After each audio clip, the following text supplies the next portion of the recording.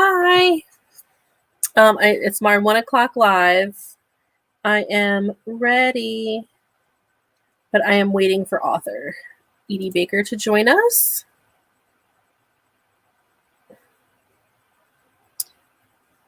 I'm just checking in while we're waiting. Hello, everyone. I see some people hopping on again. Thank you for joining us on our live stream, kind of like a Twitch. If anybody knows what Twitch is.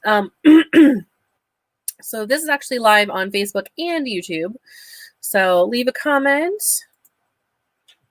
Just waiting for the author to join us.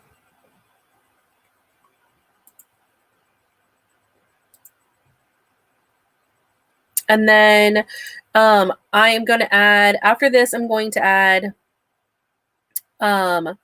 Liz from SchlegelBagel Designs. So she'll share some of her stuff. And then at 2:00, we added Becky Titelman. So we're just going to let this, again, kind of like I said, a Twitch live stream. And as you can see, I switched my program. So I'm using a green screen right now. My guinea pigs are making noise. Hopefully you have your cider with you, whatever your drink of choice is. I'm calling this Cider Monday again. I stole that from another bookstore. They said last year they were celebrating it to encourage people to come out and shop instead of doing Cyber Monday. But since we're all live streaming anyway, or live shopping online, I thought I would add it. I can see this is a little bit laggy with the green screen, but let me know if you guys have any issues seeing this or with any sound or anything, and I will correct it.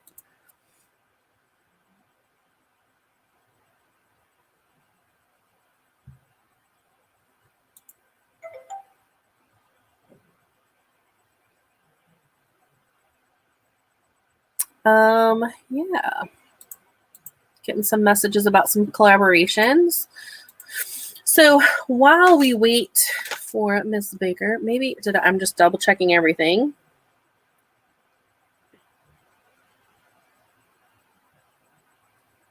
Make sure that you grab anyone who you want to visit this. Okay, good. Yeah, hot tea. That's another great drink for today. It is so rainy. Right now it actually stopped raining, but it's really windy. And the bookstore is in the garage, so the garage door keeps rattling behind me. Hopefully you guys can't hear that too much.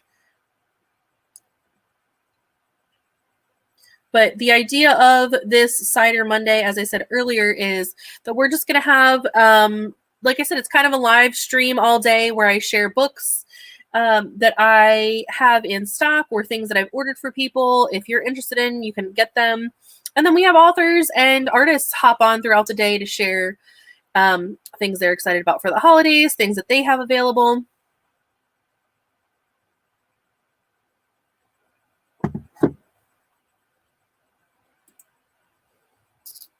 And right now we're just waiting for author Edie Baker who's going to join us.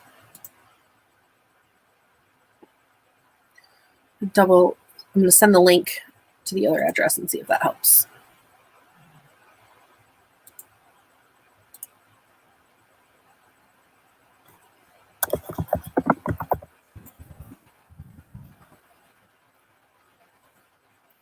Is there any books that you guys want to hear about or anything, any subject that you want me to talk about in regards to books? I can pull some books for you if you need some suggestions. While we're waiting for Miss Baker, I will talk about some of our YA books that we have available, including autographed copies of her books. I do have, and look, I'm doing this from my laptop, so now even though there's a glare, there's still a glare. It's more. Let me try to not. Oh, I know the other issue with this is the green screen. Maybe I'll have to turn the green screen off, which makes me sad, but hang on. I can maybe fix this a little bit. No, I can't make myself any smaller. Anyways, so this is one that she is, I think, most known for is the Frog Princess. So it is exactly what the Princess and the Frog from Disney is based on. So this is the original story that they kind of modified for their story. So she has this. There is quite a few books in this series, and we did read all of them. So if you check out our YouTube channel, she read a chapter from all of these on our summer, I guess should say spring series, where she covered all of those. And then we also did a chapter from all of these. Oh, here she is. Let me add her here. I know. Hello. Hello, how are you? Can you make mom's background fancy? Oh, sorry, I can't get that fancy. But I was just telling everyone about we read during the spring, we read all of the Frog Princess series. I should say you read. You read to all of us so graciously. And we also read the I know my background, it doesn't help because it makes the book covers look really crazy. But the Magic Animal Rescue, these are great for younger readers. We read the first chapter of each book. Yes, I should clarify. Yes. And then we did not read the first chapter of these, but we have the Wide Awake Princess series. This is just one example. This is Unlocking the Spell. And I know someone ordered this, and I was telling your assistant, someone ordered one of these to be personalized, so I have to get that personalized by you. But all of these are just signed as they are. So I do have them autographed. And we have Power of a Princess. And I also have the More Than a Princess available as well. I just didn't pull those. I just pulled a few out. So I just wanted to say thank you again so much for joining us today. But really, one reason that I invited you is just to say thank you for being part of my life over the 2 years, but also through 2020. You were such a great support, and we did our spring reading series. You and I talked about doing something in the fall, and then that and then the fall happened. Yes. So I just wanted to, Jessica joined us, and she said, my girl loved the Wide Awake Princess books. So that's awesome. So excited. So, yeah, I just wanted to talk to you about the holidays a little bit and see what are some fun holiday memories that you can share? Or what's your favorite? Do you have like a favorite drink for the holiday? Just anything you want to talk about with the holidays. Okay. Oh, let's see. Well, I remember when I was little, my grandmother and my aunt would always come visit. My grandfather used to too, but he died when I was 5. So after that was always my grandmother and my aunt would come visit us at Christmas. And my grandmother and my mother and my aunt would get up early Christmas morning and finish wrapping all the presents. And I was so annoyed because I had to stay in bed until they finished. It was something I thought they should have done before that, but no. So that's me. I'm a procrastinator. Yeah. So I was the one who did stockings. Nobody did stockings in my family till I took on the job. And so, a few months before Christmas, I would start collecting things for people. And I remember I could get these little teeny cheeses. They're little tiny individual cheeses. So everybody got a cheese, and I didn't have much money. I got my money from babysitting. This is when I was older, And so I didn't have much to spend, and then I would make my own wrapping paper. I would take tissue paper and draw pictures on it, Christmas scenes, snowmen and, elves or whatever. And I always loved helping my mother decorate. We didn't have a lot of decorations, but I liked putting them up. But now my daughter loves to decorate, and we have lots and lots of Christmas decorations. And the house looks like Christmas exploded. It looks like a store almost, with decorating for Christmas. So, yes. And we've been collecting Christmas elves lately. Or the gnomes, the little gnomes. We have lots of gnomes. In fact, there's so many on the TV table or around the TV that I can't read the bottom of the screen. Then when there's writing on, you're supposed to read, the headlines or whatever. I can't read them anymore. Just a line of elves at the bottom there. That's probably better news than what might be on there. Yeah. It's more fun to look at. Corona, stay at home still. Yes. I know people don't really know this, but usually you and I stay on chatting after. Today we're not going to do that necessarily because I've got a lot of other people to join us later. But you and I will have to schedule something so I can get a tour of all the decorations. I love the holidays in general, and I'm one of the worst people to decorate. I decorate maybe like the week of. And that's if like at this point I feel like it's almost too late to decorate. What? Because then I got to put it all away, and I'm like, I should just do it. I need to do it. So I think on Wednesday we're gonna decorate. But do you have a favorite decoration? Oh, let's see. I guess I'd have to say it's the angel we put on top of our Christmas tree. The mother of a friend of my daughter's, and the mother was also my friend, used to make porcelain dolls. You know, the porcelain heads and the hands, and then it would, she'd use this beautiful fabric to make the clothes, and she made this angel for us, and then she died a few years later, so it's very special to us. That's beautiful. I love it. I don't have like tree toppers or something. I don't know. I've went through a few. I just bought one last year that projects stuff. Like it's like super fancy, so I'm excited about that. But I need to get a tree this year. That's another thing. We have an artificial tree, but do you have a preference, artificial or real trees? We always used to have real trees. We always had real trees, and then we got an artificial tree because they don't shed, and there's no timing involved with putting it up. You can put it up early, you can put it up late, and take it down right away. Leave it up. It's not like it's going to drop all its needles. Plus, I don't like killing a tree to bring in the house for a little while, so we have actually 2 Christmas trees. They're both artificial.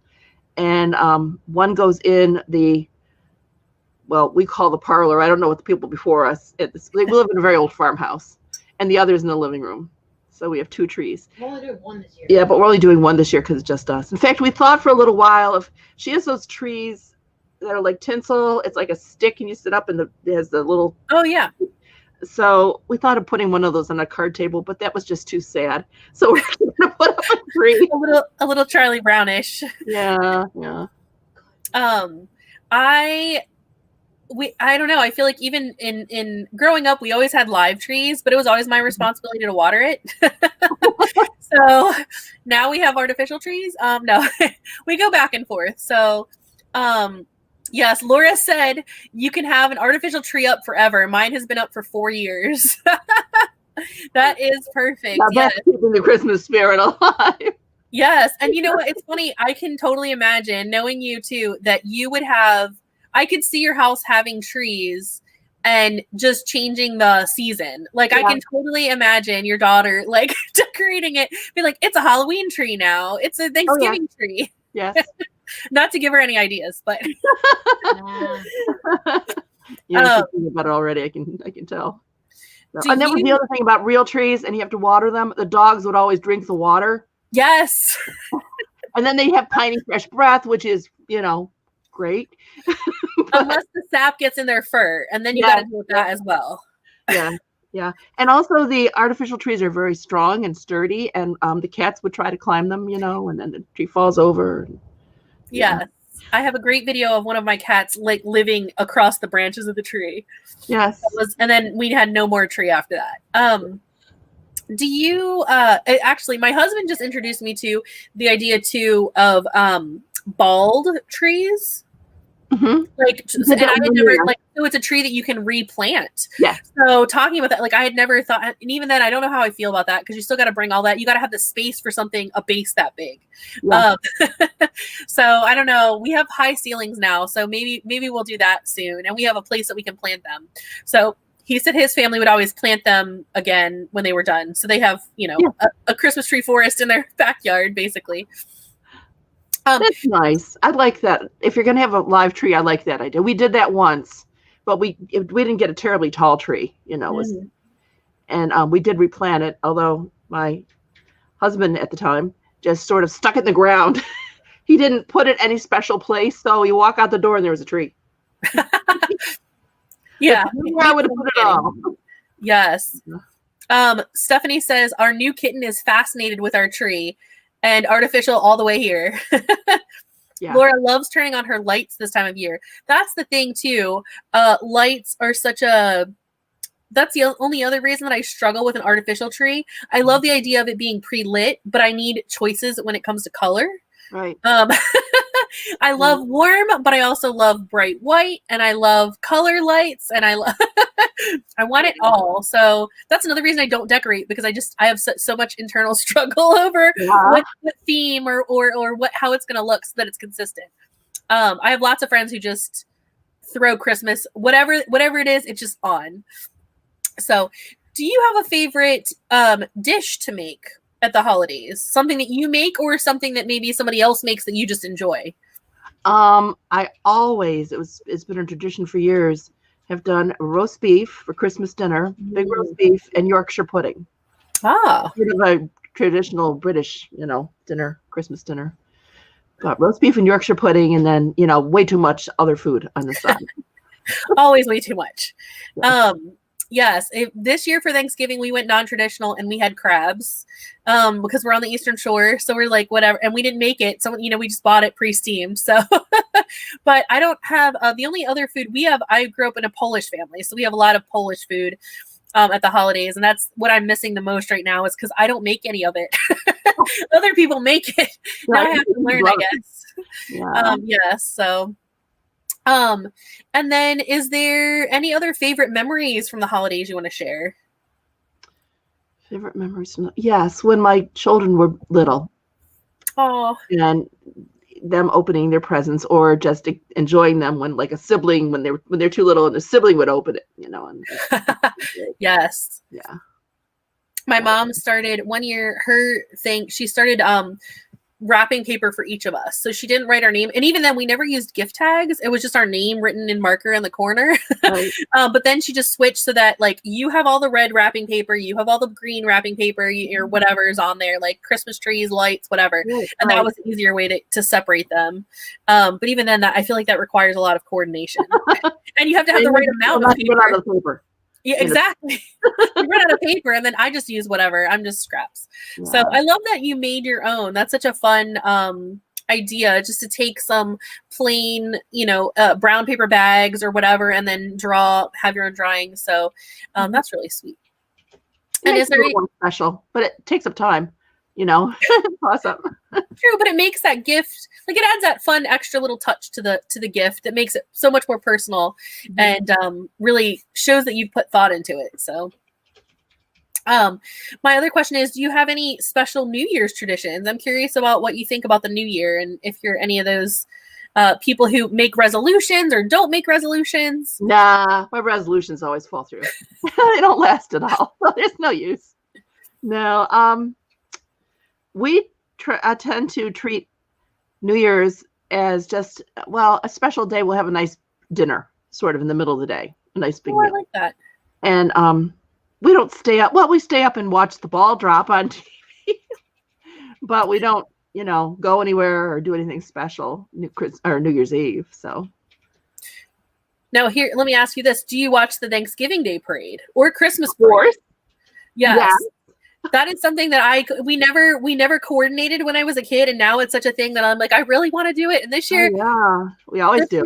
We watched the I guess we watched the YouTube one, which didn't have quite as much sound or quite as much as the actual live one, so it was a little bit odd. But I'm so glad they still did it this year. Even there weren't the people and there wasn't the cheering, so I did miss some of that. But I'm looking forward to Christmas and seeing. I'm assuming they're going to do that parade. I have to look.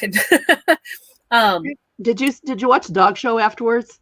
No, I should have. I know everybody was telling me. I understand. And I think it was your daughter who I saw share this, that the winner was Claire Randall Fraser. Yes, Claire. So I love that it's a literary named dog that won. So Irish something hound, not a wolfhound, something hound. Yes. Dog. But the part that I thought was interesting was there was no human audience. It was all cutouts of people and dogs in the audience. Yeah. That's awesome. I didn't realize that. It's funny. I have to ask my sister-in-law. My sister-in-law works for she works for one of the companies, and I think she edits the Puppy Bowl. Every year. So she always tells me about that. And then she edits a few things for other like animal. I think she works for Animal Planet or one of those like tiers of Animal Planet. So she's always sharing fun videos with me. Stephanie says, I'm loving these tradition questions, trying to come up with traditions for my family this year. Actually, speaking of that, are there any other traditions that you think are unique to your family? Unique to my family. I don't know about that. Or just in general. Yeah. We always used to go to Christmas Eve service, and we'd go to the late service. We'd have a nice dinner and then go to the late service and then come back, and the kids would go to bed, and I would do the stockings. Shh, don't tell anybody I did that. Yeah. And then because the kids always just wanted to open presents Christmas morning, and it was always a hassle to get everybody, and I wanted to go to church. Plus, I love the Christmas Eve service because of the choral, everything. Yes. The singing. I love that. And the candlelight service is the most beautiful, where you walk out with all the, you have the candles. Yes. I love that. I'm talking about the one, and they only did it a few times in the church when I was growing up, where you held a candle. During, I don't know. I've heard of them, but I don't think I've ever been. It was beautiful. I loved it. And then Christmas morning, the kids get up first and come, wake up everybody else, and you go down, and we always had a big breakfast. Oh. And then did stockings before breakfast, and then have breakfast, and then do presents after breakfast. And that was pretty much, the rest I like that. Lie around and enjoy your presents or take naps and eat too much. And you bring up a good point, and that's a question that I've seen a lot online now is when do you open presents? Because every family does them differently. Like some open them on Christmas Eve, and I'm like, that's not the point. Like you open them Christmas morning. I just thought that was really interesting that other people have different ways of opening presents. I had never thought about that. We were always allowed to open one gift on Christmas Eve after we came back from services. It was kind of, as kids, it was a way to like get us through a church service. Of course now I'm like, I just want to go because it's so beautiful. But the you made me realize I need to start planning my menu now, because that's definitely not something I do, but I do love making like a crock pot casserole for Christmas Eve morning, or I should say Christmas morning, so that I don't have to actually cook anything, but there's always breakfast. Right. It's ready when you are. If anybody knows me, like breakfast is the thing. Like I have to have breakfast. I will eat breakfast every meal all the time, but if my feet are on the floor out of bed, I need food.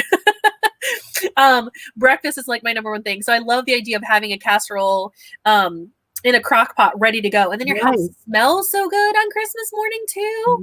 But I like the idea of having your stockings, eating, and then unwrapping.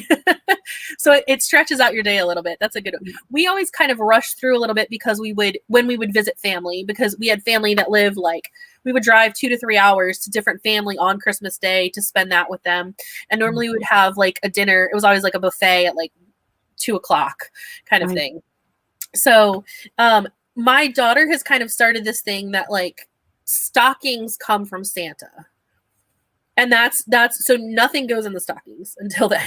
So stockings come from Santa. And that is, I've kind of liked that, because that was a whole nother controversy, is what gifts come from Santa and when, kind of thing. Right. So it solved that. Santa doesn't bring the big gifts. Mom and dad bring the big gifts. Yes. And Santa brings you the loving, and so he always has his designated spot. And Laura says here, we go to church on Christmas Eve and then come home and I band the kids to their room, and then I pretty much staying into the wee hours of the night wrapping all the gifts. Yeah. Yeah, that's me too. I think I'm a little bit more on it this year. I do have more plans to wrap. I have to say, let me ask you this. Are you done all your shopping? We've done a large, you hear hysterical laughter in the background? No. We get a chunk of it, but not all by any means. I know, it's so difficult this year. Yeah, we have to do it early this year because people are going to come not in the house, but to the house. Yeah. Weeks before Christmas, and we're going to give them their presents, and they're going to leave presents for us here. These are the people we usually spend Christmas Day with, but my children and grandchildren, everybody. Yes. I know you're cautious in this time, and that's actually a great. You make me think of another great question: is like, how are your holidays modified? And it has been difficult. I mean, quite different, I'm sure. Doing Zooms and things like that. But I love the idea that you're gonna have this like little elf leave you gifts, and you leave gifts out for like this little elf family. That's very, very much in style with your stories. It makes me feel very magical, and I love that so much. So yeah, thank you. We have to send a lot of presents this year too. A lot of them are going in the mail, so we have to get those done way in advance and wrapped in. Yeah. Well, the good news is most people will just appreciate the thought. So whether it comes on time or not, you know, I have to say my birthday is right after Christmas. So I'm used to just kind of getting it's just extended. Like Christmas is just a week long anyway for me. It just feels the same thing. And I get all the leftover white elephant gifts. I'm kind of glad this year there's not as many white elephant parties happening. So I'm not getting like the weird, like as seen on TV stuff, leftovers. So that's fine with me. I'm okay. The, Laura says she hasn't started her shopping yet. That really surprises me. I don't know her. I don't know her that well. I know. I have to say I am very surprised. I am actually done. I don't think I've ever been done this early. If I don't physically have it, I have an idea of where I'm going to go get it. Right. So, although you're right, I haven't thought about the delivery system yet of like the leaving of little gifts. Yeah. Well, plus a lot of things are sold out by now. So true. You have to be a little more, Yeah, which is weird. You have to hunt a little more if you do it now. Yeah, we do a lot of we have a number of relatives who have small children. My nieces and nephews who have small children now. So we love the Black Friday specials. Like Kohl's is great for clothes for little kids on Black Friday. Oh yeah. Yeah. And I have a great niece who has lots of older cousins and she has two brothers. So she inherits boy clothes. So she has no little girl clothes that she gets from relatives. So I buy her the girl clothes. Aw. Lots of unicorns and dresses and yeah. Yes, I love that. Yeah. Laura says gift cards for everyone. Well, that works. That really does. Yes. That's why I have to say I'm really proud of myself this year because we have everybody. Normally I'm like scrambling at the last minute. I'm just like gift card. And I feel like I need to be a little bit better. This year I'm going to make it a little more personal. Especially because most of the time it's a gift card to like a restaurant and I'm not trying to encourage people to eat out. So it needs to be something a little more thoughtful there. But I do have, speaking of gifts, things that I have in stock. So the whole idea of this Cider Monday is that, people are shopping online this year. So I'm here with my site. This is actually coffee, but cider, Cider Monday, as we talk about things that we have on hand, like these wonderful, already signed, they're already autographed. So they may not be personalized. You can't really see what they are. That's Magic Animal Rescue. Yes, if you can't see. So this is Magic Animal Rescue. I know I should switch off my background, but and all of these wonderful Edie Baker books. So if you have a young reader in your life who needs a wonderful magical story this year, as we all do, you can also check out all of these.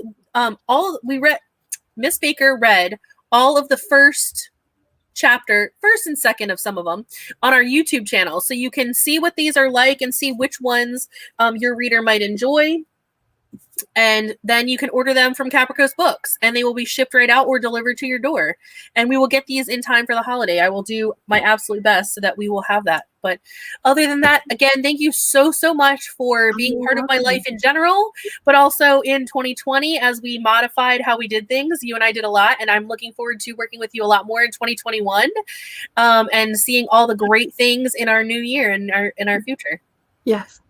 So thank you so much. Have a wonderful, wonderful day, and we will see you again soon. Yes. Happy holidays, everybody. Happy holidays. All right, everyone. Now I'm going to send this link over to Liz, and Liz is going to join us. I'm going to change these around. We're just going to keep this live stream going. We're going to add Liz, who we were talking with earlier. Here we go.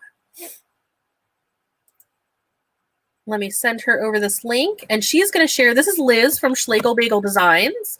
That's what I'm talking about. Obviously, I'm Liz as well. join when you can.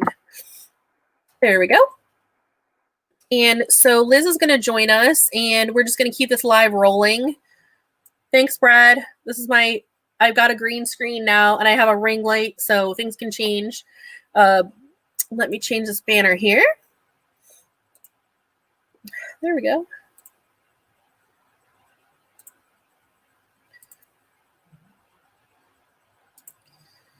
Whoa, that's not what I wanted. So go ahead and leave comments if you want while we wait for Liz to hop on. So Liz is from, again, she's from SchlegelBagel Design. I always struggle to say that. SchlegelBagel. And she's going to share some of her jewelry. Let me add her here. Hey, Liz. It's Pajama Party. Woohoo! Pajama Party on Cider Monday. Yeah. I love it. I love it. So I actually have a striped shirt on underneath this. I have my yellow and blue striped shirt under my Christmas sweater. So Liz is from, again, oh, you got my sound playing in the background. I struggle to say that. And she's going to share some of her jewelry. Add her here. Hey, Liz. Hey! There you go. All right. Can you hear everything okay? Pajama Party on Cider Monday. I have your penguin cup. I love it. From the zoo, I'm guessing. Yes. So thank you so much for joining us. Thanks for having me.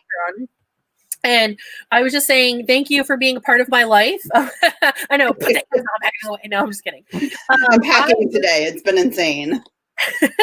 I don't have any of your stuff handy. I think I can find it while you present. If you want to share some of your stuff, sure. I'll grab some of your book stuff so we can share. Yeah, I don't have any. Well, I have some book stuff here. Okay. All right. So my spiel is that I make everything from other people's trash. So anything that's been broken, that's been deemed not regiftable or not sellable, kind of heads my way.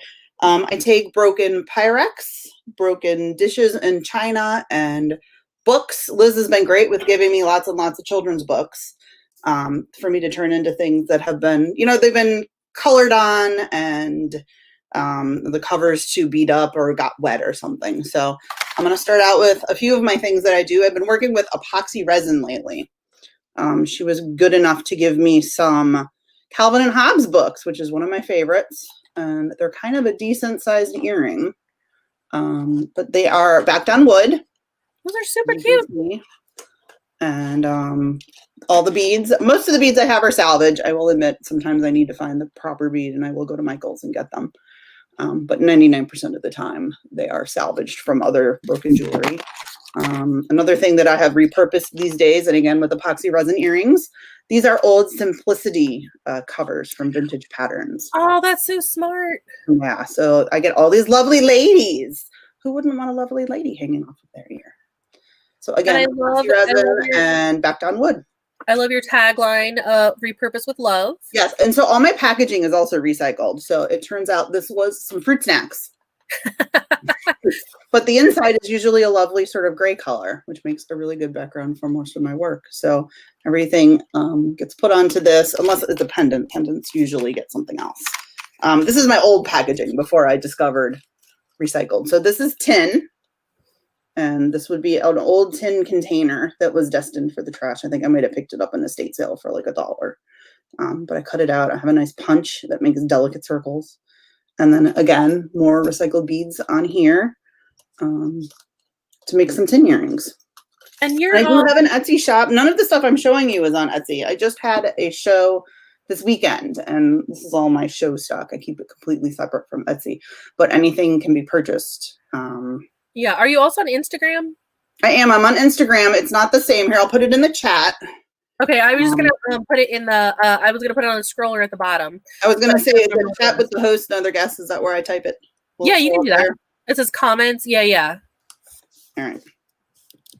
And this is on YouTube and Facebook. We're just running live all day today. Sure.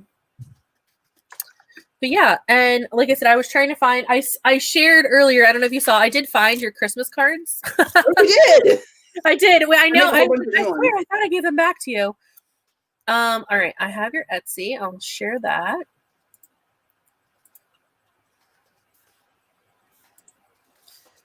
There you go. Oh, and Facebook. Yes. I have so many ways you can follow me. I am not a Twitter person. I tried. I couldn't deal with it. I very much What understand. more words?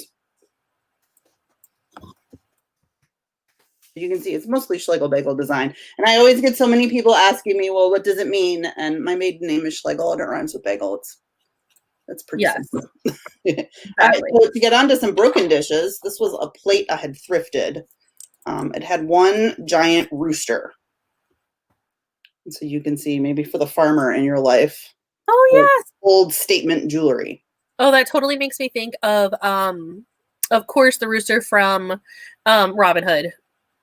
Chanticleer. Mm-hmm. So it's heavy. It's a good solid guy. But yes, And that is out of Pyrex? Statement jewelry. Actually, it's weird. The pendants I pulled out are all pretty bold. I can dash over and get some others. This one is one of my favorite patterns ever. It's called Franciscan Starburst. And it was very popular in the 50s.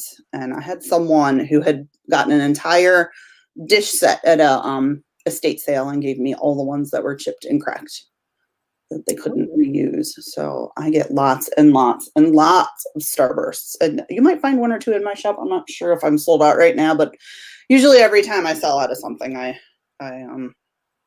restock right away. Oh, and there's a daughter. Hi, daughter. Yay. Model something for me? No. I'm getting my math. I'm gonna be a because grumpy I'm in teenager. class. All right, we'll go. Oh, schooling. Oh, yes. I know. It's Monday. It's Monday. All right, this one is one of my favorites. So, how am I gonna do this? I hate this backwards mirror thing. It's driving me nuts. Sorry. That's all right. I know you're having the same problem. Encore flat. So there is a popular Pyrex mixing bowl set. It's one of the first originals. In fact, it might be the first original that had color. It's called the primary set. And the set starts with the biggest one being yellow, and then they nest into each other. So then you have green, red, and blue. And this is one of my signature things. It started out with me doing just circles because I'm a big fan of circles. And as I was cutting one, it split in half, exactly in half. And I said, oh, look, it's like a tiny little bowl. And then the light dawned and I said, oh, wait a minute. That would be really cool. So these are almost always in my Etsy shop too, unless I have run out, which happens a lot. I've also started making them out of different patterns as well. They're tricky to make. Everything is glued together on these guys just because if I drill holes, then they'll chip and crack in half. So we don't want that. But it's nice two-part epoxy. It's perfectly stable. And this one is one that I find out that it's another Pyrex pattern that I find a lot of people have at grandma's house. It's called Butterfly Gold.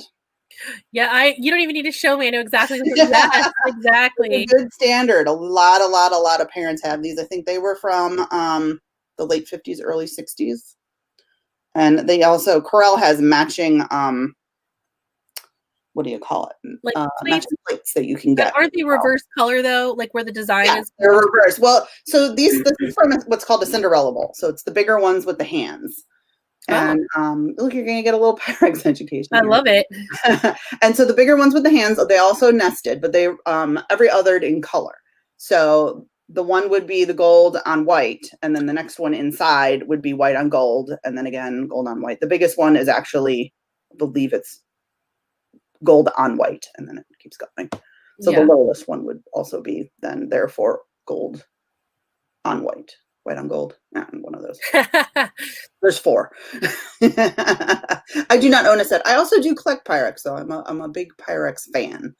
I have a couple sets that I keep in my little china cabinet, but I must say my very favorite Pyrex that I own is from Australia. They have the best colors out of everyone, and I just got a new Australian Pyrex dealer friend, which not nearly as exciting as like a drug lord or something, but yeah, he gets me all sorts of Pyrex. And well, I can see patterns and things you can't get here. And the one that's really sought over actually is purple. They never Pyrex in the United States never made a set with purple. that had been painted on. Interesting. So when I'm trying to make rainbow bracelets, which is another one of my super hot selling items, Oh yeah. I made my last one because I had run out of purple. Oh. And he informed me that in this next load, he's got someone shipping him an order, and the purple's cracked. Yay. It will probably come my way because I doubt it will make it in one piece from Australia to the United States. Yeah. So in one piece. So that's that. I guess, does anyone have questions? I should probably open up Facebook. That's okay. I can see the questions. We don't have any questions yet. We do have some people watching us, but what else? So I know, so you have on your Etsy, and I put all of them on the bottom. So we have Etsy, Facebook, Instagram, all the places you can find Liz's art. Oh, I could share my screen. I didn't notice that. That's pretty cool. Hold on. Let me see if I can bring up my Etsy store. There you go. And I have, I do have in stock lots of the book stuff. I will be taking photos of those and putting them on the website.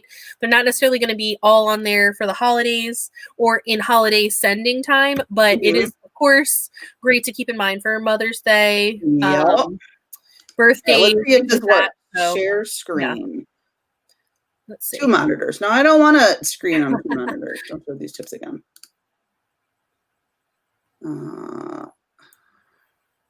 Yes. I have to allow. Oh, later. So many rights. Maybe this isn't going to work. Can you see? No? No, I just see you still. Trying to figure out. It's some weird setting I need to do, apparently. I love the cat image in the background. Did you create that as well? Yeah, that's my old cat, Sam. I miss him.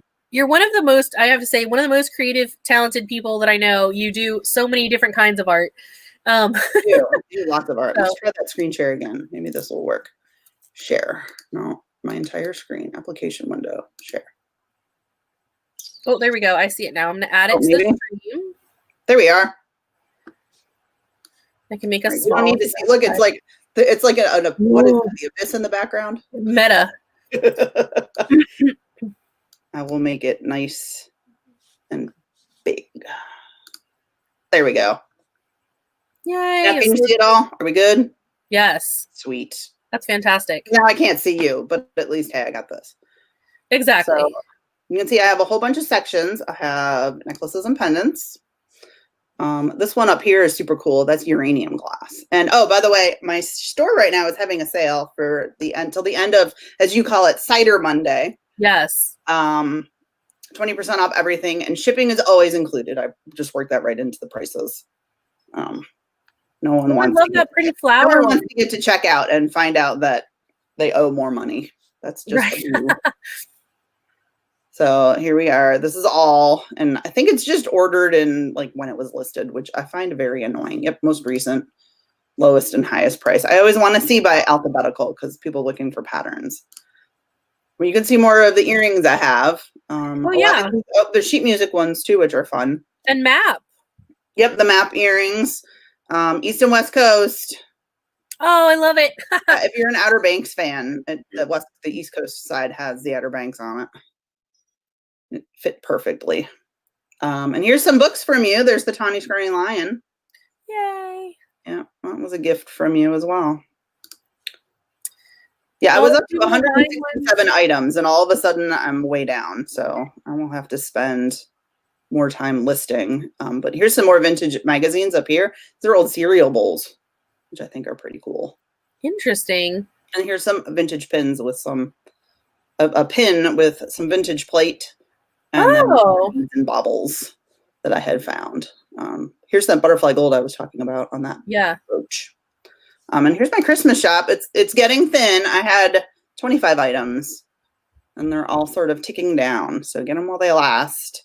Here's another children's book you got me. Here's Rudolph, and I'm loading the sleigh from Rudolph. And Tom and Jerry. Tom and Jerry. They've got a new movie coming out. Do they? Or it came out. Awesome.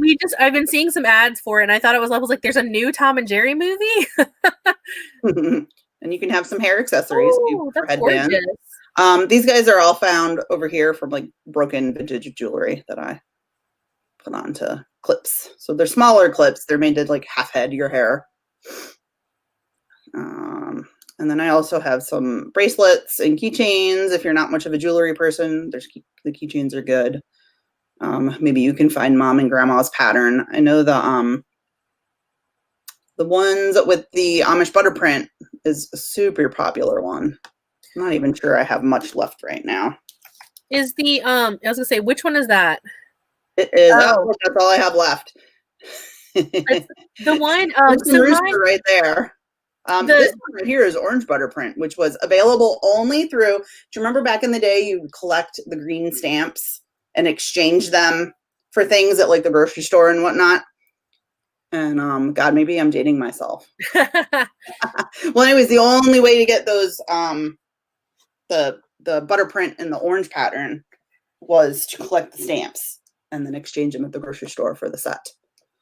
So that's that was interesting. Fun. And then let's see. Let me cancel out of that.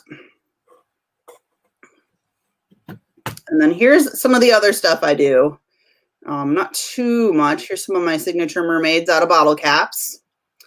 And then also, if you're a wine drinker, I have one wine stopper left. I will be loading more up after this weekend, but right now I'm so busy. Those are dresser pulls, even. Yeah, no, yes, they're drawer pulls.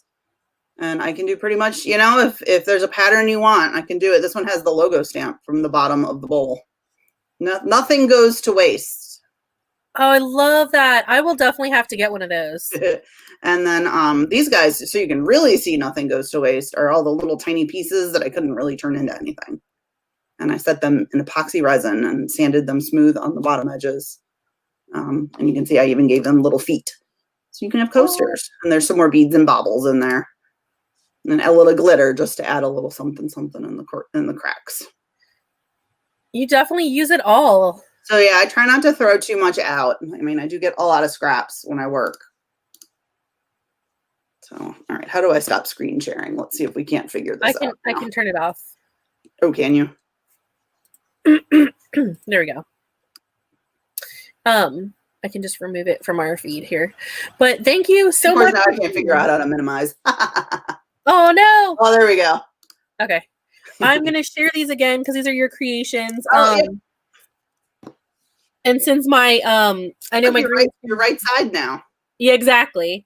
So I mean, not that that's going to change a whole lot. And unfortunately, the green screen like takes out some of these green buttons here. All right. But you even took these vintage ads and like added. I love old magazines. They make me happy. I love sharing them with you because I know they won't go to waste. So yeah, when anybody donates, this is just so everybody can see too where all of the things that people donated. They were like, "Do you really want that?" And I'm like, "I do," Yeah. because I know somebody who's going to appreciate it. So I love the masks. I actually have a couple of custom orders right now for after the holidays. Not Christmas presents. I keep asking everyone, "Is it for Christmas? Is it for you?" And if it's for you, I'm like, "Do you mind waiting until after Christmas?" And they'll usually like, sure. Yes. I recently decided that so there's all these different kinds of witches, right? I know this sounds totally off topic, but I swear there's a point. So, you know, you have like they have hedge witches, which are people who practice in the kitchen. So they might be really good cooks, or you have garden witches who are people who are literally working in the garden. All different kinds of things. So I decided I'm a connection witch. I like connecting people with the things or people they might need in their lives. So that's one of my favorite things is anytime anybody donates anything at all, I find a home for it. So I'm not taking donations at this moment, but it kind of depends on what it is. Like if they are vintage magazines or just old magazines in general, you know, let me know and I will find you a connection. This is a vintage bicycle ad. These are all greeting cards that Liz made. I forgot about that one, but that's super cute too. And this one, the cigar ad, where you painted little, you painted around the blue around these ladies. Yeah. And the Christmas hats. Which I realize now, I guess they probably didn't have hats, and you made it a Christmas ad. No, they did not have hats. I added those. And then all men still hope there's a real Santa Claus. Oh, I had someone who joined me. Oh, hi, Kitty. And that's another thing you do is you foster cats. I do. I'm a foster for Best Friends of Harford County, so it keeps it nice and local. We've helped rehome, oh gosh, probably about 24 cats with several foster fails of our own. I think we currently have 2 or 3. No, you cannot eat the chain. This is Sarah. She's a beautiful calico. She is also a foster fail. And yes, and I love that so much. And thank you again so much for joining us today and for just being part of my life for these years that we have and in this crazy 2020. But we will have to do something fun again in the spring where we share, and again, I will share my own page listing with all of the book stuff that I have for you. Yeah. So that will be on the website soon-ish. I know it takes a long time to build that up. Yes, because you got to take the pictures of it, and you do such a great job of taking the pictures. But I have to learn how to do that. All that on Etsy because I've had such a great cyber weekend, but now I'm going. Oh, I have to take all those pictures again. Yeah, exactly. At least the listings are easy to do. It's just the photography. Yes. So I am going to invite next on here. We are going to have author Becky Titelman who wanted to join us. So I'm going to send her this link as our kitty waves goodbye. Bye. Bye. Bye, but kitty. Thanks for having me, Liz. I'm going to get back to shipping, but I'm going to keep you on and listen. Good idea. And I am going to just be here in the background. I'm going to grab I'm going to put up just a cover for right now. I'm going to leave this going live and grab some of Becky's books. So see you later. Have a great day. Bye. All right. So thank you again, Liz, for joining us. And I'm going to change this up. I'm going to put just a general cover on our event for the moment, but I'm going to let it keep going live because why not? That's not the cover that I want. I'll put up Becky's. We are going to be doing a reading for Becky's book on December 6th, I think is the next one. Let me put that cover up while we wait and then invite her. And I'll grab some of her books that she's going to talk about. If you have any comments while we're doing this live, if you were like, oh, I have this person who's impossible to buy for, what would you recommend? Please, by all means, leave those comments. That's what today's about, is just kind of me being here as if I were in a store. You can pop in whenever you want and ask questions, and I will be here to help. Let me set up.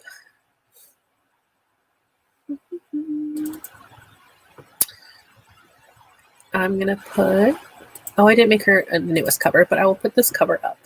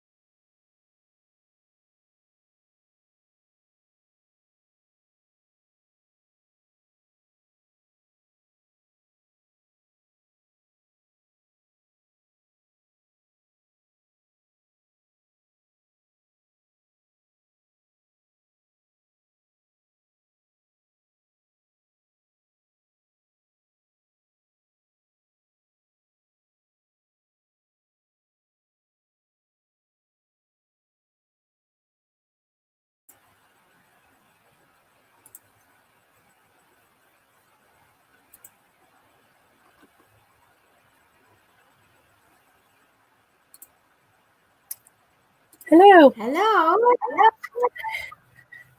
All right. I got my hot chocolate Yeah. There we go. Right in the spirit. in my filled with joy mug. Because it's so joyful outside. We got to get over that. We're inside anyway. So inside it can be whatever we want. That's true. I wish it was snow. That would be awesome. That's true. I do love snow. And I feel like the most recent times it snowed, it's been so just bleh. Like it's been a rain snow, so it's been mush. All right. I got my hot chocolate Yeah. There we go. Right in the spirit. in my filled with joy mug. You got an echo. Do you have another window open? So joyful outside. We got to get. There we go. I had Echo. like the actual Facebook open. I was like, what is happening? Delayed echo. It's Yeah. funny. Now I got to turn that off. There we go. Let me unplug that. So we are here, as I've said before, for anybody who is joining us randomly, it's Cider Monday. We know that you're celebrating by shopping online for Cyber Monday. We are calling it Cider Monday because we are sitting here sipping while we just chat with anybody who wants to join us. So, a last minute addition today is Becky Titelman. I should have asked her earlier, but we've been doing a lot of events lately, so I don't want to I didn't know how burned out. Well, I had a little free time in between my students today, so here I am. And I love your perfect cocoa. So you are obviously a marshmallow cocoa person. I am. I am a hot chocolate and coffee person. Weirdly enough, I'm a singer, but I don't like tea. And tea is like hot tea, any kind of tea at all. So yeah, but I have been downing the hot chocolate lately. I'm not really sure why. It's just very comforting. I have not, I don't drink cocoa, I think, nearly as much as I should. And you'd think, I don't know, I feel like tea and books are also something people associate. I'm much more of a coffee person than tea, but I have recently gotten a lot more into drinking different teas and just so many different flavors. A lot of that is, we have another author, Amy Blackthorne, who makes teas. And so her teas have really opened up a lot of what tea to me was just hot water that had color in it. They rarely ever had like flavors. Yeah. And hers are just so flavorful.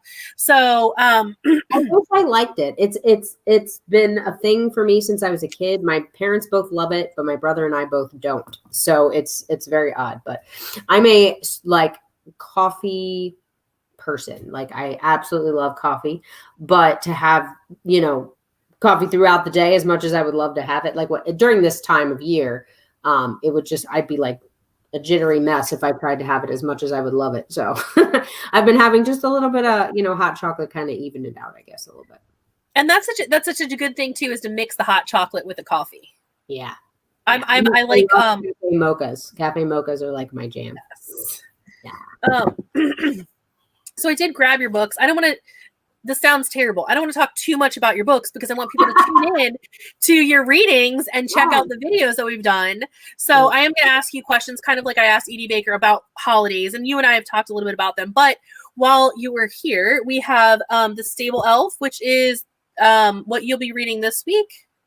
No, the 20th, the week right before. Okay, yes. Oh, you know what? I grabbed the wrong book. But anyways, I'll come back to that one. I'm missing one. We have A Hippopotamus for Christmas, which you just read last time. Yep. And then A Boy and a Snowman. That's this week. That's this week. Yeah. Next week. Yeah.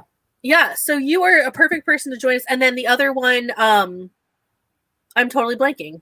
Oh, Partridge in a Pear Tree. That was That was the first week, and which I didn't grab, but I did grab It's a Dog's Life, which is not Christmas, but it was on the shelf, so I grabbed it. And you also have your Wonky Witch series, which there are 5 of out. So I do have all of these in stock. So again, these are other great gifts. But today I just want to talk to you about. I know you love Christmas. You love this season. You and I have talked about it obviously before. Your decorations are up. Your tree is up. We saw that in the other video. Yeah. So what is one of your favorite holiday traditions? Ooh, favorite holiday traditions. My family actually, I can't even remember what year it was that we started doing this, but we actually started opening all of our presents on Christmas Eve. And we started like within my immediate family because we always kind of felt like the holidays, like when we actually on Christmas Day would go to both of my grandmothers, and see both of them. We didn't, it wasn't as special. And that sounds really weird, but you know what I mean? Like the big gifts came from your parents. And then like, it just kind of made I guess my mom and dad just thought it might be kind of cool to separate that so that because we had just had like one day crazy gifts and we were a little bit older. I would say we were probably like, I want to say out of high school. And we started opening gifts on Christmas Eve. It's kind of cool because you're not exhausted. You're not half asleep still. And it's just cozy by the fire. You can have, the Christmas tree lit and it's really pretty. In the morning time when the sun's streaming in, the tree isn't as bright. And I don't know. I like that idea. Reasons, but we open our immediate family gifts on Christmas Eve, and then due to family and stuff, we kind of do it on a different night, but we still keep it at night. And then it made going to our grandparents' houses the next day a little bit more special and a little bit more separated from our gifts from our family. So it was a neat tradition, and it's kind of cool that we've continued to do it. And it just makes the morning a little bit more relaxing. You can have coffee and, a big breakfast together, and it just makes the morning a little bit more relaxing than, craziness. Yes. And that's what I'm talking about with Edie Baker was the idea of like, I never thought about that. The idea of opening them on anything other than Christmas. And you make a really good point for it. We were always allowed to open one gift on Christmas Eve, and then everything was Christmas Day. But you're right. For us, we normally had to travel somewhere. So it was a rush to open everything and then either eat something, we would eat. We never really had breakfast. I don't remember having breakfast at home. Most of the time it was like something on the road because it was a 2 or 3 hour drive to the families. And then you were having like a big meal in late afternoon. So that's actually been moved up. Now we eat at like noon, but I love that idea. Like that makes a lot of sense. So you can take your time and enjoy it a little bit more. Yeah. And so that's a good tradition. And what's your favorite holiday meal? Do you have a favorite, either something that you make or something that somebody else makes that you count on having? Not that I make, not at all. Thanksgiving is my favorite meal of the entire year. And I was a little nervous this year with everything going on, that I thought that there was a possibility we weren't going to be able to have Thanksgiving. And the gatherings that I went to were under 10 people. Everything was was kept very small, which was nice. And so you didn't feel like stressed or worried about it. But Thanksgiving, I literally look forward to that and the leftovers like all year long. It's my favorite meal. And we're pretty traditional with what, my family does. We don't put like weird things in the stuffing and, very, very traditional of what we make. And I just really look forward to that the most. But it's definitely not something I cook well. I am not like a chef really. Although I'm doing Green Chef, which is very good, by the way. If you've never tried any like meal boxes, Green Chef, very good. Very simple. But yeah, that's something I just look forward to Thanksgiving. Christmas Eve meal or Christmas Day meals are always wonderful. They always are because of just, like Christmas, as you pointed out, means so much to me. It's such a big thing for me personally. But Thanksgiving, there's something about Thanksgiving. Maybe it's the turkey. I don't know. Is there, as I was going to say, there's no dish like you, so you're in charge of drinks probably. You're not the person who makes a dish or like brings a dish. I'm in charge of coming over and eating. That's what I'm in charge of. I don't really necessarily bring. There was one year that I probably brought rolls. I mean, that was probably my bringing. But yeah, I usually just show up and say good job. But yeah, and bring the leftover containers. Correct. I have to remember them this year. That was a good thing. Yes. That's something that we've learned at our families is like, it's really smart if you bring leftover containers because there's never enough containers. And then you end up with like half the other family's containers, whoever, like if you're going, whoever else is hosting, they've got to give away everything that they have. Where it's all in Ziploc bags, which is a little bit weird, but. Oh, I was looking at people's comments. Yeah. They said they go out for Chinese every Christmas at 4 and drive around to look at the lights. That's super cool. That's a really cool. It reminds me of a Christmas Story where they end up having to go get Chinese food. I wonder if her name is Liz. I wonder if that is why she does that. If she's still on, comment back and let me know, because that's kind of cool. I just wonder if is it because you don't want to cook, or is it because you're trying to kind of do what that movie does, that's kind of cool. And it's funny actually. What do you have a favorite Christmas movie? Me? Yeah. All of them. I love, which I've been watching them since like October, probably August actually. I love the Home Alones, both of them. I really tend to gravitate more towards Home Alone 2 because I lived in New York City for a while, for 6.5 years actually. So I totally I don't know. I just love watching that movie. And then I love Elf, A Christmas Story, The New Miracle on 34th Street. That one's good. Well, both of them are good, but I really like the new one. But I tend to gravitate towards Home Alone 2. That's like the one that I tend to put. That's funny. We haven't watched that one yet. My daughter has learned she really appreciates the first one. Mm-hmm. And now, I'll have to show her. I've been thinking about showing her the second one. They have like 4 or 5 of them now, but only the first 2 I think are really count. Yeah, when you get past Macaulay Culkin, it's just they're really weird, and the robbers aren't the same people, and they're not that great at actors, really. Exactly. So it's kind of like they were.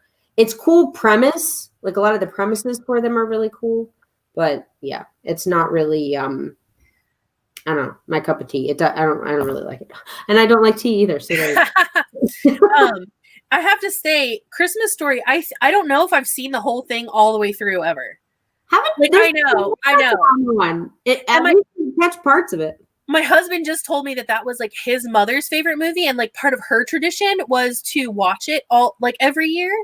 And so that is something that we definitely have to watch it this year, because I didn't realize that, or I would have watched it more often or shown it to my daughter sooner. And I like the Santa Claus also. I really like that one. That's funny. That's a good one. Have you watched this is totally you, and I would be very surprised if you haven't seen it, Jingle Jangle. I did see that. It was actually as soon as it came out, I watched it maybe the second or third night that it was out. I really, really like. Oh, hi, Brad. Hi to me. I've known Brad since like 6th grade. It was good. Dancing was really cool. Some of the songs were pretty cool. But it wasn't quite it was like they made it a Christmas movie, but it didn't need to be a Christmas movie. Like it didn't have anything to do with Christmas per se, except that it just took place at Christmas time, if that makes sense. That's a really good point that I had not thought of. And you're right. There was just a tiny little bit of something, but I love the detail of the costumes. Oh, they were so cool. Yeah. Oh my gosh, there was just so much beautiful. Like I understand, and it's a holiday.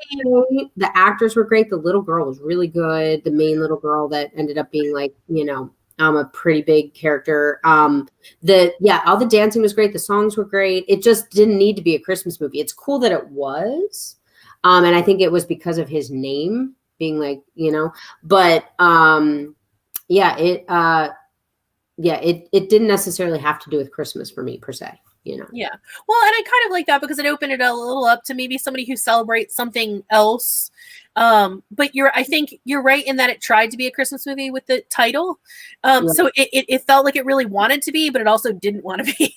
Right. I have not seen yet the Christmas Chronicles 2. I know that just I have not seen that, so no spoilers, people. I know, exactly. I haven't seen it. Although I was just going to ask you, have you ever seen Prancer? Yes, that was Calliope needs to watch that if she hasn't. That's actually a pretty cool movie. We had that on VHS and we watched it. That was our thing growing up. I remember my dad bringing home this movie. I think we saw it on TV or we saw it in the theater. And then it became kind of something that I wanted it to be a tradition. And then at one point I watched it and I'm like, this is horrible because it's so, like on VHS, you know what I mean? Like where it's like crackly and all of that. So I need to watch it again live. But I remember it being like, this is just, I guess it was like when I was a teen, I was like, I'm over this. It's too cheesy. I don't know. I know this is a random question. Do you have Xfinity, like cable? No, we just have like live streaming. It's free right now. Okay. Xfinity cable, if anybody has that. I'm sure it's on like Netflix or something too. I watched the first Christmas Chronicles. I just need to watch the new one now.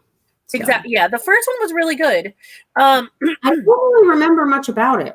I know that sounds weird, but like I don't remember. I remember I liked it. Was it 2 years ago or was it 1 year ago? Was it a year ago? I'm pretty sure it was 2 years. Yeah, because it's been. That's why I feel like I don't remember what it was about. The other one, I will say, I know we're totally talking. I know I'm a bookstore and I'm talking about movies, but it's Christmas. That's really what we're doing today. Another one that I really want to like because I love Anna Kendrick was the Noel movie, but it wasn't as. I like that the premise of the story was a little weird, like the fact that. I mean, it ended up being kind of cool that no spoilers. No spoilers. But it ended up being kind of cool. But like, it was okay. I think there's like the classic ones. Like, I don't know if you can ever compete with something like Christmas Story, or if you can ever, like where it's something that's like a traditional one that that one has its own marathon every year. But like Home Alone, I mean, those things are like classic Christmas movies. Like, I just don't know if some of these newer ones kind of compete. And that's why it's going to be, I am going to be curious which ones are going to last. Yeah. The other one that I weirdly love and I need to watch more, I think, is Fred Claus with Vince Vaughn. Never got into that one, but I've never really watched it. Christmas with the Cranks is actually really funny. If nobody, so that's actually, for those of you who don't know, that's actually a John Grisham novel. What? Christmas with the Cranks? Christmas with the Cranks is a John Grisham novel called Skipping Christmas. Really? Yeah. And so it's a short story, which I might have, I can probably find it, but it's actually a short story called, Skipping Christmas. And so that's the whole, John Grisham. I might need to read that. Oh, hey, speaking of books, since you're a bookstore, as you said that, I found this at Target and I'm actually really excited to read it because it's just kind of different. It's kind of like scary sounding, but A Christmas Carol Murder. It actually like is all the actual characters like in A Christmas Carol, but there's a murder that's happened. And it's all like it's the actual characters. That's so a book for you because you take the stories and you like build them. Like that's so. It sounds like a book you would have written.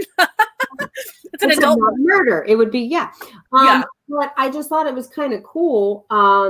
So it's like a reimagining of Charles Dickens' life, and so it's kind of like, but it's about the characters in.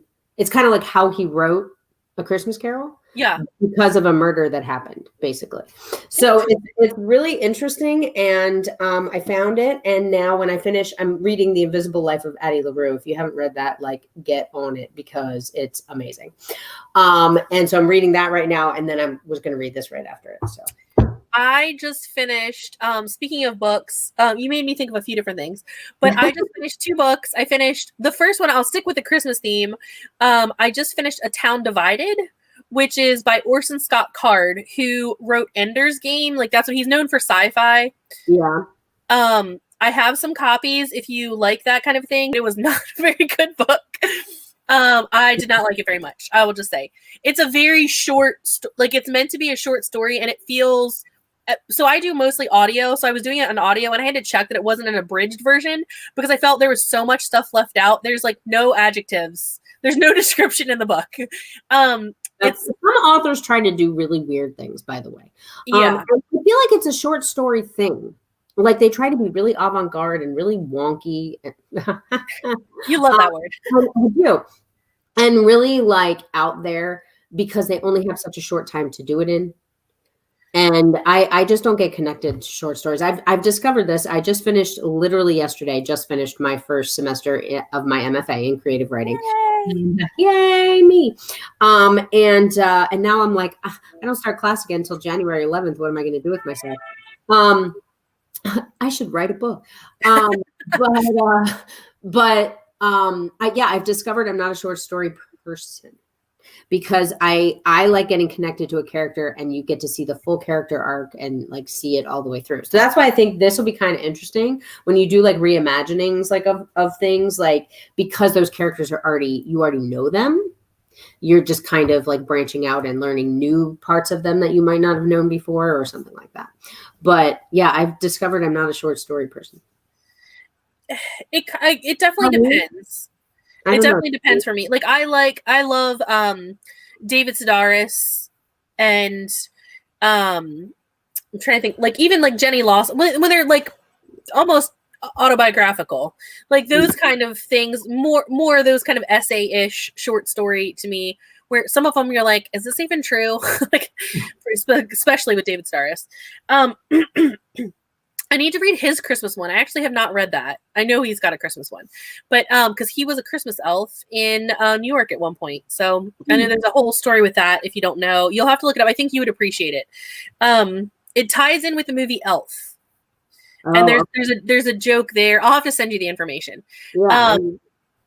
So the story that I just finished is Plain Bad Heroines, and that has nothing to do with Christmas. But it is a book, I think, it was a really good book. It's much more horror story. Like it's meant to be a horror story, with like paralleled with kind of a romance, but the romance is like super like secondary.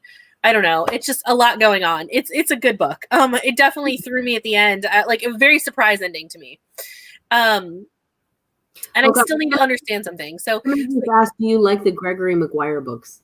Who's that? So he wrote Wicked. No, that was the worst book I've ever read. I'm so sorry. So I really want to like his book. I want to like his books so bad, and I want to read them because I love reimaginings. Well, I love Wicked, the show. I actually worked there. When I lived in New York, I worked at Wicked. Amazing show. But the book, I could not get through it. I could not push myself through it. I tried because I wanted to like it so bad. And I wanted to get to a part that actually started, getting better, but it was just, it took me, I think it took me 3 or 4 years. I figured I wasn't going to like the other ones because I didn't like that one. It took me 3 or 4 years to read it. Like just because I kept putting it down and reading other things, which I do anyway. I normally read 2 or 3 books at the same time. I know that one was so difficult. What's that? I said, I know you're weird. Yes. Well, because it depends on like what, and most of the time I'm doing audiobooks. I think it probably would have been better for me as an audiobook because I could have kind of like zoned out some of the things. But yeah, I definitely want to finish the series. Because I'm crazy. But I need to finish all 4 books in that series. But I want to read some of his other stuff.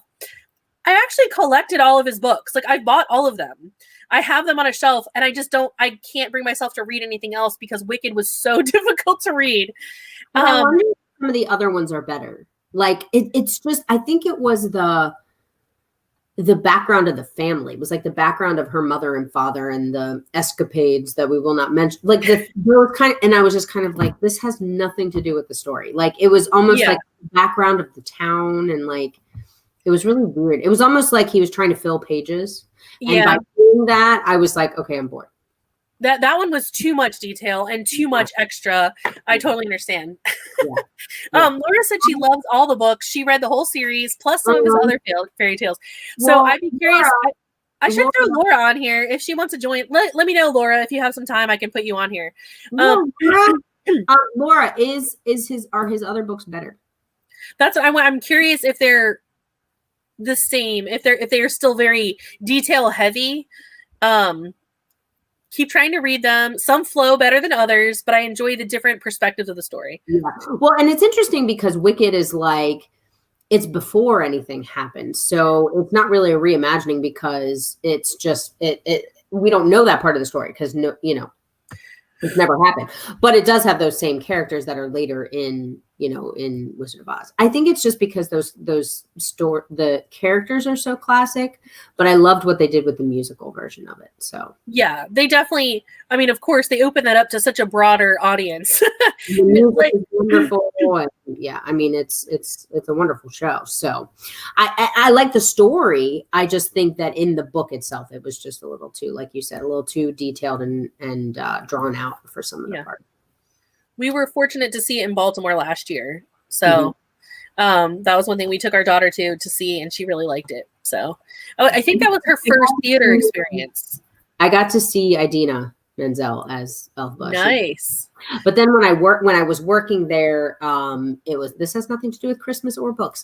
I just realized, but when I was working there, it was Stephanie J. Block, who just won the Tony for her performance of Cher in the Cher show, and she was like by far the best Elphaba. She was incredible. I would like lean up against the wall because Defying Gravity is right before intermission, and so I would lean up against the wall and like listen to her sing and then go sell my t-shirts and stuff. She was awesome. Yes, Laura says yes, he has one based on Cinderella. It is different, but I don't write books, so maybe the detail doesn't bother me. I don't write books either, and Wicked, I have this, like I said, I have all of them. So I have the Cinderella one. He actually has one called Scrooged, which is I'm pretty sure it's called Scrooged. I should look that up because maybe I'm thinking of the movie, but it's based on it's a retelling. Of course, retelling is maybe not even the different word, like the right word. It's the opposite view. Yeah. I should look it up. Well, Laura, and it's not even so much the detail. It was just I don't know. It was all those escapades that her mother. Yeah. It's like really inappropriate. And like, it was just like, how can you have like teenagers reading this stuff? It was more. The Christmas Carol one is called Lost. Lost? So, Like, so it is, okay, this is going to sound crazy. This sounds crazy when I describe it, but Winifred Rudge is an American writer who travels to London to visit a distant cousin and to research a new novel about a woman haunted by the ghost of Jack the Ripper. When she arrives, she discovers that her cousin has vanished. His apartment, once owned by an ancestor of theirs, a man who supposedly inspired Ebenezer Scrooge, is being renovated. The strange sounds are coming from the chimney. It seems the apartment is now haunted by a supernatural presence. Although the plot of the novel revolves around Winifred trying to chase down the ghost in her cousin's apartment, along the way, a deep mystery that exists between Winifred and her cousin is revealed. While trying to solve the mystery, Winifred is forced to face the ghost of her own past and examine her choices and motivations. So, so it's still got that Scrooge feeling. Like I'm sure there's a lot more in it because again, he borrows so much from like stories that we know. Yeah, he's got After Alice, which is Alice in Wonderland, Mirror Mirror, a few other ones. What the Dickens? She was saying that Alice in Wonderland took her a bit to get through that one. All right. Okay. Wow. I think it's interesting because there's some writers and things that I really want to like. And, you know, and my taste is going to be different than others. But like, for example, I picked up the book. It's like one of the reimaginings. There's another one, but it's called Straight On Till Morning. And it's about Peter Pan. And it's one of the ones that's by Disney. And Disney has, if you go to Target, they're like all there. There's like one about Beauty and the Beast. There's one about what if Anna and Elsa never met or never were sisters or something. There's different ones about. Yes. And they're thick books. They're like, you know, YA kind of like of books. And Peter Pan is my favorite ride at Disney World. And I like the movie. I've done the musical a couple of times. I love that show and that story. And so I was really excited to read this one, and I could not get through that one either. Yeah. So maybe there's some like retellings that I just don't like. I don't know. But the authors, if I can't get through it, I usually don't pursue looking into other things that they've written because there's got to be a reason, you know, that I don't know, that they're not jiving with me. I don't know. So I read the Frozen one. It's called Conceal, Don't Feel. I read that one with my daughter, and I would like to read more in that series because again, that's my whole thing is Twisted Tales. But I did not really like that one very much. I did not feel like it was changed dramatically enough. Oh, okay. Or yeah, like it was. Well, this one was what if Wendy went to Neverland the first time with Captain Hook, not with Peter Pan.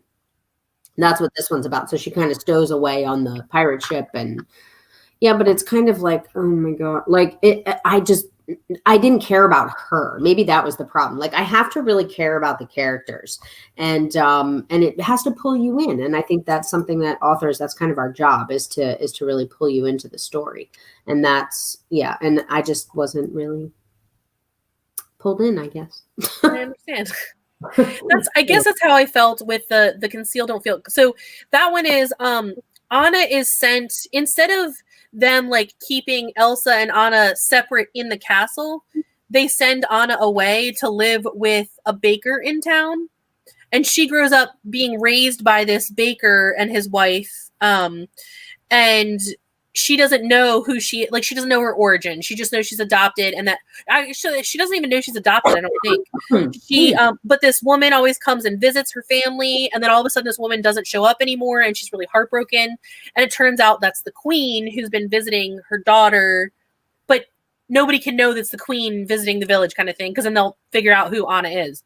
Right. So, and then the whole story of what happens after her parents die, everything is pretty much goes on, hello puppy. So yeah, you need love. Yeah, he needs love right now. Yes, I will let you go love on your puppy, and we will wrap up for today. And I just invited Brad on. He's our 2:30 guest. Brad, so yay! Hopefully he'll hop on soon. But I will share some other books. But yeah, if you are interested in reading anything, if you need a Christmas story, join us. You'll find the events on our Facebook page and on our YouTube channel. But we have this one coming up next. Again, the screen is going to be the end of me here, but A Boy and a Snowman. Mm-hmm. That will be the next book. And then the final book right before the holidays, December 20th, I think we did, was The Stable Elf.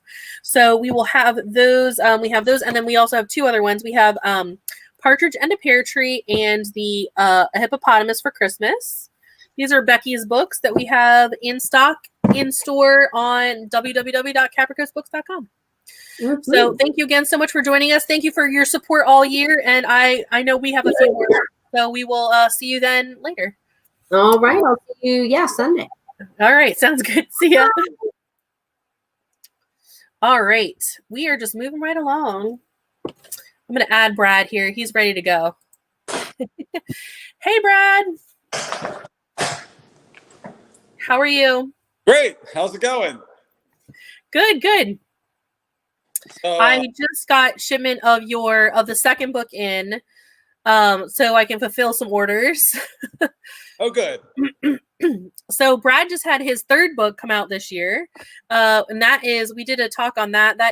We did our launch. That should be on our YouTube channel. There you go. I'm glad you have it because I didn't have time to go grab them. My desk is rapidly filling up with piles next to me of books that I'm talking about.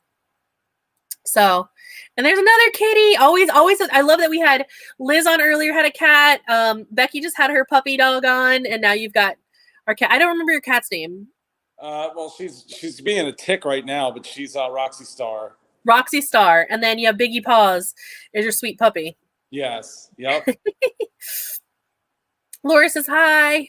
Hi, Laura. I'm on my phone this time, so I really can't see anybody. So anybody that comments is, That's okay. I'll read the comments to you. Cool. I've been live almost all day, so people are hopping off and on as they join. So, and hopefully people will rewatch this later. I need to remove Becky's. I'll add, I'm going to add Brad's list there. I don't think I have one specifically for him, but Brad's books are on www.capricoastbooks.com as well, and he has the 3 out. But today I am just taking time to thank everybody, including my wonderful authors here like Brad, who supported me at Capricoast Books since we've been open. Literally Brad has known me almost from day one. So go ahead. It's been a 5 stars experience. Yes, that's a good way to put it. Unlike 2020, which is I don't recommend.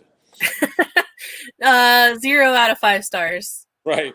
Now, and I can't say that. I feel like I've had yes, I know my experience has been different, but I've had a really good year. I've still been able to stay in touch with so many great people. We found other ways to work, and that's part of my love to adapt. It's something that I enjoy doing, I guess. So finding a new way to work. And so we've made it work. We started Drinks with Authors back in the spring. And that rapidly became a thing. We just started having more and more people. I know we slowed that down in the summer. And then I was like, oh, we'll do it again in the fall. And as I said earlier, the fall just kind of happened. Yeah. So time has, towards the end of the year, as it normally does, it did not slow down at all because of COVID. The year still just rapidly moved on. So I'm looking forward to next year. Not that I don't believe the calendar just like flips things. I don't believe in that kind of magic. No. But I do think that it is a time for renewal, and I love the spring. Easter is one of my favorite holidays. I do love Christmas, but Easter is just something about it. So yeah, you're kind of heading back into the winter months. Yes, exactly. So my questions for you, I just want to ask you about Christmas and the holidays. Do you have any favorite holiday traditions? Let me think about that. That's a good question. There's certain movies that we always watch Rocky from like beginning to end. And that includes Creed. And I heard you talking with Becky about like Christmas movies that aren't really Christmas movies. They just happen to take place during the Christmas. But we love Krampus. I love Gremlins. So there's definitely some of those types of traditions. But otherwise, it's kind of like everyone else, I guess. We visit family and do that kind of thing. How is this year going to look different from other years? Not seeing as much family. But are you doing anything to modify? Edie Baker mentioned, she's going to basically have her gifts out on her porch kind of thing, and her family will be able to come. And even though they won't see them, it'll be kind of through the window. They'll have that exchange. So are you doing anything like that? I don't know, honestly. I mean, it's very possible that we'll resort to something like that, but no, I don't know. It's going to be interesting with the postal system, and I know that if in sending things, it'll just be one of those things like it'll get there when it gets there, and it'll be Christmas all of January when packages keep showing up at your door. Right. So yeah, a lot of boxes. Sorry. Yes, exactly. Arriving. So it'll be reverse Cyber Monday when people start getting deliveries of gifts that they're receiving versus things they've purchased. Right. Yep. Are you done your Christmas shopping? I have not started yet, so no, I'm nowhere close. Actually, that's not true. We did pick up my daughter's like big present last night, so I'm not going to say what it is. Not that she cares what I'm doing, but just somebody else is watching and tips her off. Exactly. No spoilers. What about do you have, what are you responsible for bringing to the table for holiday meals? Do you have a dish that you make or famous for? Not me personally. Miss Cox is famous for sweet potato pie, which I absolutely abhor. I think it's disgusting. I don't think I've never had it. She's adding this green bean casserole to the list. I mean, as far as I'm concerned, that's just like you can throw that right in the trash can. And being a vegetarian now, I don't even know what I probably a tofu turkey of some sort. I have had some amazing tofu turkey, like crispy, like you never would have known that it was not real turkey, which is kind of odd because who knows what they flavored it with, but it's just always been, I've had good experiences in the past. Yeah, it's really good. The one that we get typically has like, it's like a ring of rice and quinoa in the middle of it. Oh. And if somebody didn't tell you that it was tofu, you'd be like, okay, yeah, this tastes like turkey. I think this is turkey. I don't know. It's not that much different. So do you have a favorite dish that maybe somebody else prepares that you like your absolute, I must have this every holiday? I'm not trying to be Debbie Downer. I just personally hate vegetables of any sort. But my mother makes macaroni and cheese, which, you know, I'm 5. I love that. I love rolls, which just means I'm a carboholic. I'm trying to think. Yeah, so plate is typically just carbs and meat. Somebody asked this the other day, and I had not ever really considered it, but if it's not like Kraft or Velveeta out of the box, if it's homemade macaroni and cheese, stovetop or baked? Oh God, I prefer stovetop. I like the cheap stuff. Yeah, well, yeah, but I mean, like, if I'm just gonna, like, even then, I guess you have to make the cheap stuff using. And I was not big into the Velveeta block of cheese, not cheese. I don't even know what it is, but processed oil that it tastes like cheese, I guess. But I will say, someone told me once, and you would really appreciate this. I have a bread maker now. So during quarantine, like everybody else, I tried making bread and I started using it a little bit more. And someone told me the best thing in the world is sliced hot, fresh out of the bread maker bread with a slice of the Velveeta block cheese. Oh, And, so I don't good. know. I can't bring myself to try it. I mean, I could definitely try that. But so back to the macaroni and cheese, you don't care about the breadcrumbs on top. You don't need that crunch. I don't need the crunch. I don't really care. It's kind of like pizza with me. Like there's not a bad macaroni and cheese as far as I'm concerned. Now, one of the things that we do, and we do this every Thanksgiving, but we may actually resurrect it for Christmas, is we do what we call like a poor man's Thanksgiving. And what that is like when we were really young, we back when I was like 19 and Lisa was 17, we would go to 7-Eleven and get all the like a cheaper version of all the stuff you would have on Thanksgiving. And then we would create a poor man's Thanksgiving. So it would be like boxed mashed potatoes, stovetop bread. At the time, it would be sliced turkey, a little can of gravy, a can of cranberry sauce. So we might do that. I love doing that. I like that. Yeah. That's kind of what we did on Thanksgiving is I made a charcuterie board. So I just cut up a bunch of cheap cheese, cut up some like lunch meat that we had. So we had that and crackers. Like that was our whole Thanksgiving. It was nothing fancy. I did not cook this year. Yeah. So not that I normally cook, but we didn't go anywhere either. So that was as could be. It was very boring as this whole COVID thing is. I mean, you have to be responsible, but it can get really, really boring. Well, it's been fun, like learning what other people are doing in the creativity that people have come up with, such as writing an entire book and filling your time in other ways. So, what else do you have after the holidays? Do you have anything planned? Are you writing more books? I'm really starting to set up a lot of the book signings because it's more beneficial, even if you don't sell a lot of books, just the networking component. Like, for instance, I did that book signing on Saturday, and as a result of that, this guy that has a TV station that happens to follow that bookstore's her Twitter account, he reached out and wants to do like an interview for his TV show. So it's just the networking and getting out of there. So I'm probably going to try to set up more book signings since playing live shows is not really an option right now, and just really push it because I mean there's just too much time and work that goes into these books to just kind of like, okay, it's out, whatever, and then move on, Yeah, and now you have time to lean into it and promote it. Right. Whereas I feel like before, when I first met you, you had like 90 million things going on. So between the shows and your full-time job and things like that. So that's really awesome. I'm glad we can watch these books grow.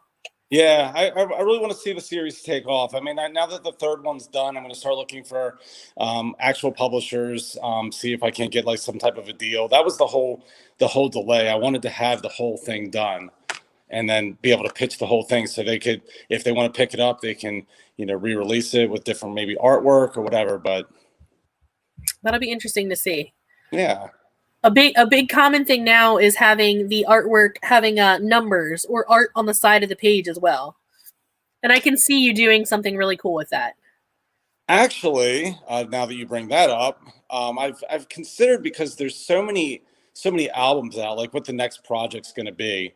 What I was thinking about doing was compiling all of the lyrics from all the songs into one book with illustrations like on each. I actually tried to do something like that years ago, and I didn't have enough illustrations or patience to really do it. And at the time, there wasn't Create Space, so it was like, well, what am I going to do with this? But the idea being, I was going to call the book "These Things I've Said," and just like have like basically a lyric book. So it's every lyric from every album, and that's 21 albums or EPs. So you're talking like a good 200 pages of just lyrics. Yeah, that's awesome. I love that. I'm a big person who I always looked up lyrics or like would watch the videos with the lyrics. Yeah. So that's definitely something I'd be interested in. It's always funny when like the lyrics are not what you thought they were and you're kind of like down about it. Like that meant so much more to me as this. Well, also seeing them written out and taking away the music, like if you're just reading it, it can give it another meaning. I mean, obviously you know that, but like just reading it and being able to look at and interpret it without the sound. And also seeing the big picture versus seeing like the chorus versus the rest of it. So, or why it's repeated in a certain way. Right. Almost like poetry. I mean, really. Well, and that's where I got the idea. I've seen people that do poetry books, and I'm like, well, you know, this might be another outlet for, even if people didn't appreciate the music for what it was, they may actually appreciate the lyrics, you know, so it's just another way to promote the cause. Laura says, I'm hard of hearing, so seeing the lyrics is really helpful to me. I agree. Even when I watch any show, I always have subtitles on. I'm one of those people. I love to have that as backup. So that I'd love to have a book. That sounds really great. And like I said, I imagine you coming up with some really great artwork for it. Well, I was going to see if, you know, there was some local author or artists that might want to contribute, like maybe for each, like, you know, bring in different people, kind of like I did with the Veteran Avenue album, bring in different artists to play on the songs. So there's more, I don't know, it's more of a community thing. You know, I'm all about that. So that sounds absolutely brilliant to me. You know, the Hartford Artist Gallery, go in there and, you know, get some names from them and see what artists might want to contribute from them. Definitely community. I think that be it music or books or whatever, I think that in this digital age that we're in, the best way to cut through is to really kind of work almost with as many people as possible, so that when you do release a new product, you're not just tagging your name onto it, you're getting it out to a lot more people. They get to be involved, so it's good for them, and you get people involved in what you're doing, so that's good for you. Yeah, for sure. Well, anything else you want to say about Christmas or the holidays?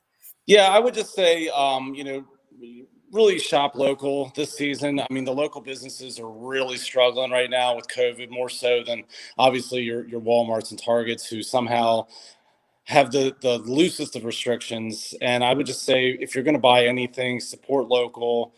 You can get my books through Capper Coast Books. You can get them through bookshop.org. You know, obviously there's other places to get them, but it's not helping the shops on Main Street. So shop local. Yeah. And I did just see, I saw Brian from Black Eyed Susie's had a really good post about thinking differently and thinking outside the box for ways and gifts. So even if your book isn't tangible, maybe it's an experience, maybe it's, in your case, maybe it's a phone call with a fan, somebody who's a fan. So think outside the box and don't be afraid to approach businesses with ideas that you have for a gift or a different way, something that they might want to do. Like I had somebody else partner with me, like, oh, hey, do you want to run a sale on these books? And I'm happy to help with stuff like that. So I'm looking forward to more from you, and you and I will get together and do more in the new year, I'm sure. Hey, I had an idea for you, maybe something you've thought of before, but what if as a maybe holiday idea for people, you bundled like 3 relatively similar themed like local books? So it'd be like a local bundle where it's like, you know, Heather's book, Tim's book, Harry's book, my book, and they can get that for like $40 or something. Yeah, I'll definitely have to work on that. I still have to get Heather's on the website, but yes, I will definitely consider that. And even having yours as a bundle on the website, I'm going to try to get that done soon too. All 3 of yours having the trilogy as a set available. So yeah. Well, it's always good to talk to you. Yes, I always appreciate our time. Thank you so much. We have Harry's going to join us, I think, at 4. I think he might be our last one for the evening. But other than that, I'm just going to share some more books. And but thank you again so much, Brad, for all of your support, all in many years, but mostly 2020. Everything that you and I have partnered on, I really appreciate it very much. You as well. So have a wonderful, wonderful night, and happy holidays. You too. Oh, I love talking to Brad. I love everybody. Thank you, everybody who joined us. I am going to share some books now that are not local authors. These are just books that I have in stock that you might be interested in. And then I'm going to take a little break before Harry. I'm going to get some lunch. I know it's almost 3 o'clock, but something that I have in stock that came out this year is Solutions and Other Problems by Ali Brosh. A lot of you know her from Hyperbole and a Half. It was something that she wrote. I believe Hyperbole and a Half was a web comic before it was printed, and then it was published. And then she went quiet for a few years, and now she has this wonderful new book. The way she writes, it's definitely very adult graphic novel is the best way I know how to say it. It's great story. It's always really very, very humorous autobiography. So definitely I have plenty of these in stock. Solutions and Other Problems. This makes a really, really wonderful gift, of course. These are all memoirs or personal essays. We have Black as the Body, Stories from My Grandmother's Time, My Mother's Time, and Mine. I have copies of Let's Pretend This Never Happened. So this is what I always recommend for people who like Jenny Lawson, who is, she is known as the Bloggess online. She also just opened a bookstore, so now she is one of us. She is a bookseller. I should say, like, actual bookseller. Like I said, she opened bookstore owner. So this is her first memoir, and I always recommend people read this first. But most people are familiar with Furiously Happy. This is her second memoir, and you can read this one first, but I feel like this one explains so much more and gives you really good context for this one. But she has a third book coming out called Broken, which is available for pre-order on our website. I don't remember the date. I think it comes out in the spring. I think everything comes out in the spring. But Broken in the Best Possible Way is our third book that'll be out in the spring that you can pre-order. But I do have her first two books. So if you, again, want somebody who wants a funny story, these are short stories, biography, that is definitely one I recommend checking out. We also have Trevor Noah, Born a Crime. And I think everybody knows who Trevor Noah is. But we have lots of those in stock. I also have, these are other short stories, Samantha Irby. We have Needy. We Are Never, sorry. Oh, it's yellow. I don't know why it's not showing up. We Are Never Meeting in Real Life. And her newest one, which is green, so it makes sense that it's not showing up. Wow, no thank you. So I love this kind of trilogy of highlighter style covers that she's made where they have an animal on the front and they are all highlighter color. I know you can't see the green. Actually, hang on. I'll turn off the green screen and then that way you can see it. I just don't like the plain green. Oh, there we go. So now you can see the green that it is. So they're highlighter colors. And then I also have this. This is the youth edition of I Am Malala, which would be great for your young readers. And I also have copies of Educated. This is a hot memoir that is out. So those are just some other books that I recommend for people who are looking for gifts. These are great for people who enjoy biographies. And yeah, I'm going to take a break, grab some lunch, and I'll hop on live later with author Harry Carpenter, and then maybe we'll have a few other people and I will share some other titles that I'm interested in. But don't forget to shop today while you're surfing the web, cyber shopping. Don't forget Capra Coast Books. And yeah, we will get these all out to you and you will have holiday gifts from a local business, small business, independent business, Capra Coast Books. So thank you all so much. Have a great day, and I hope to see you again at 4 or 4:30. I don't remember what time it is, but next time I hop on, you'll get an alert. Hopefully you'll join us then. See ya.